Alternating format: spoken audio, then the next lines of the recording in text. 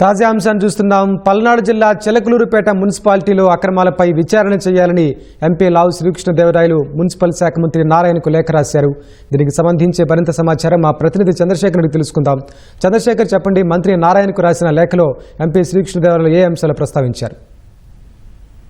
ప్రధానంగా చిలకలూరుపేట మున్సిపాలిటీలో గతంలో ఎన్నడూ లేనంగా అవినీతి అక్రమాలు జరిగాయి. గత 5 వైసీపీ హయాంలోనే ఎక్కువగా ఈ అక్రమాలు జరిగినట్టుగా తెలుస్తోంది. దీనికి సంబంధించి ఆ అక్రమాలకు సంబంధించి బాధ్యులుగా చేస్తూ మున్సిపల్ శాఖ ఉన్నతాధికారులు 11 మంది ఉద్యోగులపై శాఖాపరమైనటువంటి చర్యలు తీసుకున్నారు.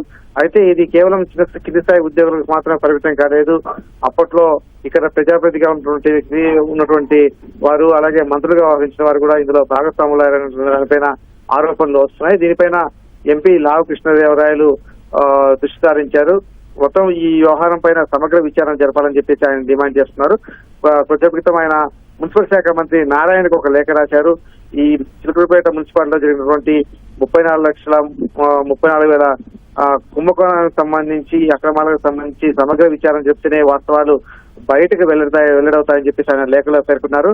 తప్పనిసరిగా కేవలం చిన్న స్థాయి ఉద్యోగులతో సరిపెట్టకుండా సమగ్ర విచారణ జరపడం ద్వారా అసలు బాధ్యులు ఎవరో తెలుస్తుందని చెప్పేసి కూడా ఆయన ఆ లేఖలో పేర్కొన్నారు.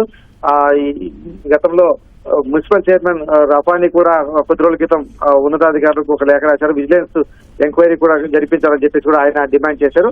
అందుకు కొనసాగింపుగా ఇప్పుడు ఎంపీ కూడా అక్రమాలపైన విచారణ జరపాలని చెప్పేసి లేఖ రాయడం అయితే స్థానికంగా కూడా కొంత చర్చకు దారితీసింది. అధికార పార్టీకి సంబంధించినటువంటి ఎంపీ ఇక్కడ జరిగినటువంటి అక్రమాలపైన విచారణ జరపాలని చెప్పేసి లేఖ రాయడం పైన అయితే చర్చ జరుగుతోంది. ఆ అక్రమాల నిగ్గైతే తేలుతుందని చెప్పి స్థానికులు చర్చించుకుంటున్నారు. ధన్యవాదాలు చంద్రశేఖర్.